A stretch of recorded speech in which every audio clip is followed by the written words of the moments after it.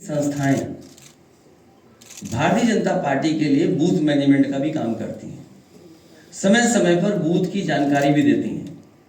जो सवाल हमसे आप पूछ रहे हैं वो सवाल मेरे मीडिया कर्मियों से ये भी है कि उन लोगों से भी पूछें कि जो एग्जिट पोल वाली संस्थाएं और एजेंसियां हैं, क्या वो भारतीय जनता पार्टी के लिए पिछले कई वर्षों से बूथ मैनेजमेंट का काम कर रहे हैं कि नहीं कर रहे हैं।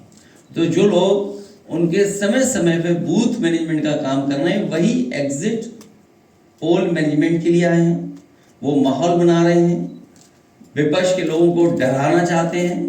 ये राजनीति इनकी पहले से रही है और इसी तरह करते आए हैं, लेकिन इस बार जनता भी तैयार है और इस देश का नौजवान से लेकर के हर वर्ग के लोग तैयार हैं कि उन्हें अपने मतदान किए हुए की रक्षा करनी है।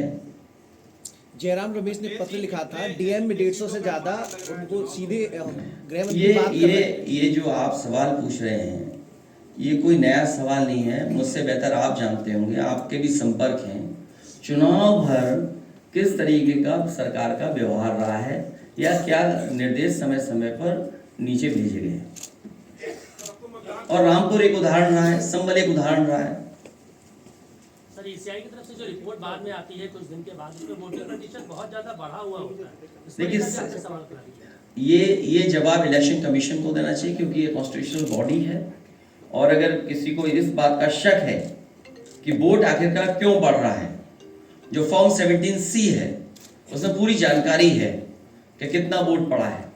मुझे उम्मीद है कि इलेक्शन कमीशन तमाम नियमों का पालन करेगा और एजेंट से लेकर के जो जानकारी है वो भी सही देंगे। एजेंट जो मौके पर रहेंगे उनको भी सुरक्षा का इंतजाम इलेक्शन कमीशन करेगा, क्योंकि जब भारतीय जनता पार्टी कमजोर दिखेगी, हार की तरफ जाएगी, तो शासन प्रशासन उनका है।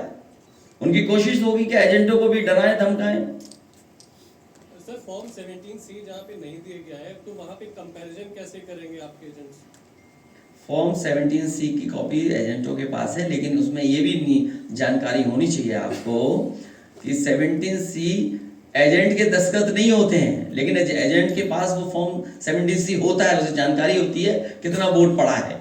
ये हमारी पार्टी के कार्यालय में हमारे पास पूरे हैं, क्योंकि हमें पता था कि बीजेपी किसी भी साजिश षड्यंत्र में शामिल हो सकती है, इसलिए जानकारी पूरी हम लोगों ने डे 1 से रखी है।